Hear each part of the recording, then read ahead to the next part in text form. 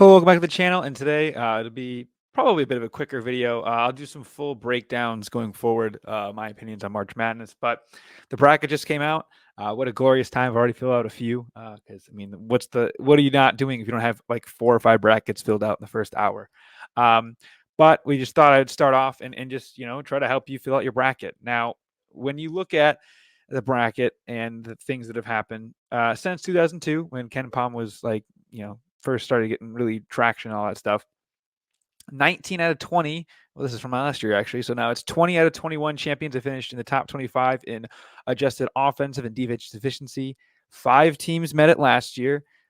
Houston, Alabama, UCLA, Texas, and UConn. Okay. Obviously, UConn winning it.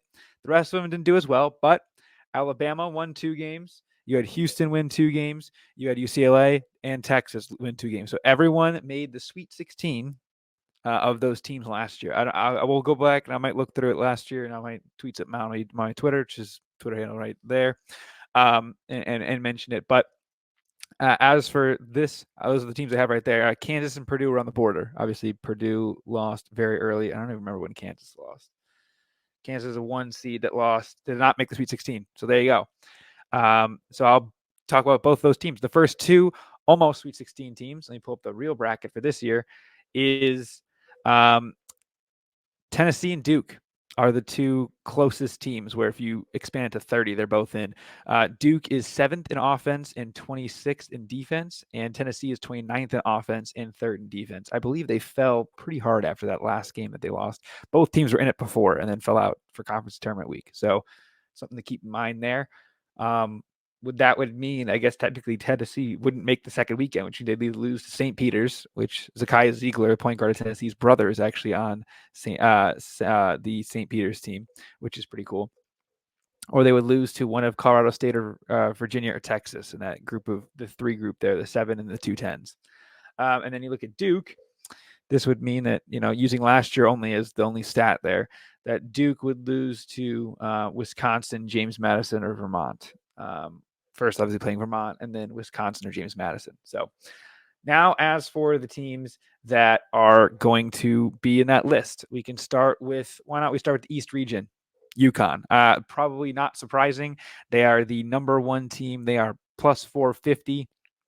I'll actually slide over here. I'll do it like this so I can at least have this picture right here the whole time of just the odds. UConn plus 450. They're number 1 in offense and number 11 in defense.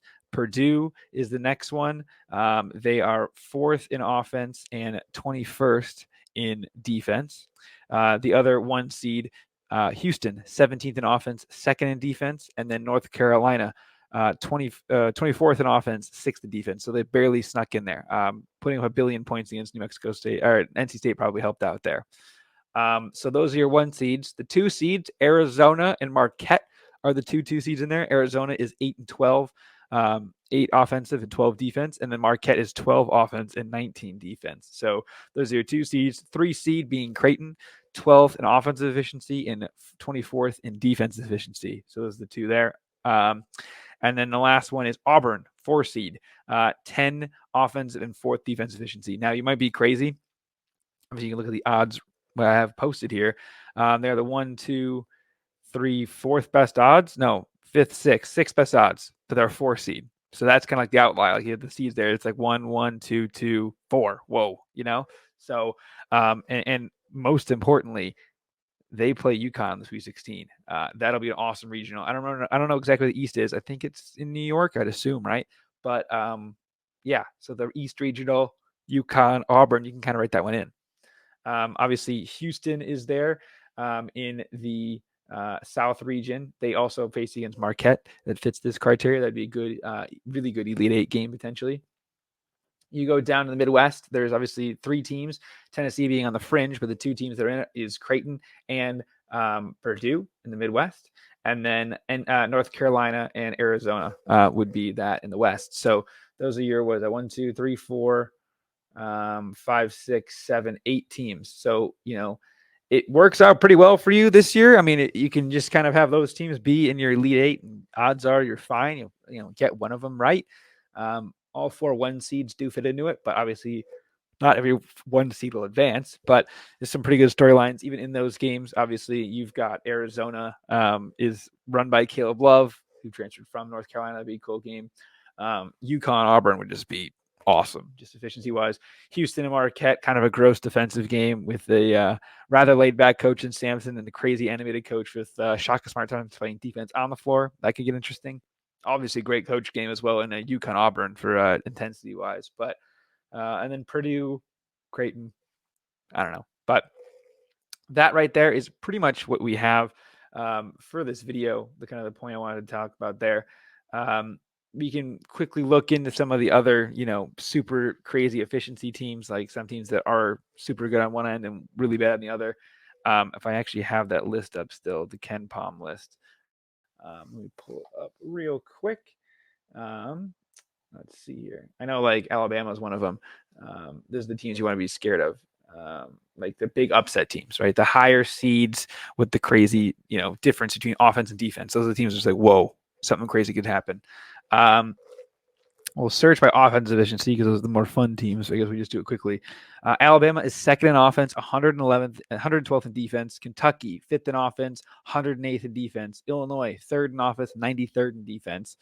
And obviously, the bigger discrepancy is ones where you watch out. Those are the big upsets where it's like, if they match up against a defensive team, it could get bad. Luckily for Alabama, they play Charleston, who plays no defense as well. I'm just looking at teams that have like crazy outliers. Florida, 14th offense, 83rd defense. Florida Atlantic, 16th offense, 109th defense. Dayton, 18th offense, 87th defense. Texas, 91st, 19th offense, 61 defense. So, you look at a Texas team, right? And I think that they're in not Michigan, they're in Tennessee's bracket. Yeah. So if Tennessee plays Texas, despite Tennessee not fitting that criteria, they're third in defense, and they can shut down Texas's defense offense, and then they score a will on that defense that could get ugly quickly, right? So really good draw there for Tennessee actually to help them out. But if you look at like like Kentucky, right? They have a crazy discrepancy as well, and so does Alabama. But like Alabama plays against the St. Mary's or Grand Canyon. Grand Canyon scores them. St. Mary's holds everyone to stoplights. So huge discrepancy in style there between St. Mary's and Alabama. That's where it's like, whoa, we'll see what happens. So, and then quickly looking, I guess, at the really good defensive teams with really bad offenses. Iowa State is one of them. Iowa State, number one defense, 55th offense. So they're an outlier. Obviously, I like them a lot because potentially we're trying to get that coach to be Michigan's coach. Would be great, but that's one. Rutgers is hilarious.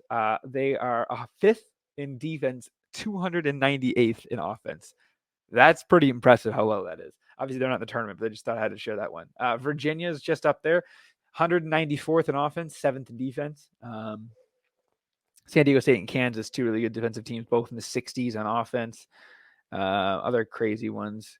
Let's see here. Yeah, like St. Mary's is 45th offense, 16th defense. That could be a nightmare matchup for Alabama. It probably will be, but Alabama is almost an outlier because their offense is so good at two, right? They just make it rain. And that's what's crazy about UConn is you think of a team as good in offense as Alabama, that UConn's just right there. It's crazy. So I'll be using these KenPom a bit when I'm doing my predictions for each different regions.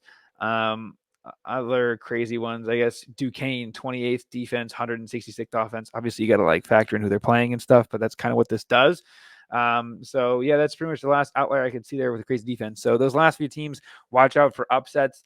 And I'll try to look at different speed of play when I do my different breakdown for each region, which I'm going to have to try to get out quickly. I might just do 4 independent videos, but it'll be double uploads, like Monday, Tuesday, or I'll do a breakdown just independently of the first 4. We kind of see it go from there. So I know last year did pretty good. I think we ended up predicting a champion. I'm not sure, but I'll do the region previews just for your bracket, and then, kind of factor in the Final Four at the end. And then we can attack it and be like, what did we learn last week? What are we predicting for next week on like Monday and Tuesday, of the week after. So that's all I have for now. Again, UConn, Purdue, Arizona, Auburn, Creighton, Houston, Marquette, North Carolina. Those are your teams. One of those is going to win the national championship. So if I was smart, I'd say it break, and I'd be like, UConn won the national championship, and just break it all the way down so I can clip it and be like, look, told you. But yeah, those are the 8 teams that can win it based on the metrics of all but one, where UConn went that miracle run. So yeah, that's all I got for now. Please like and subscribe. We'll see you guys next time. Peace.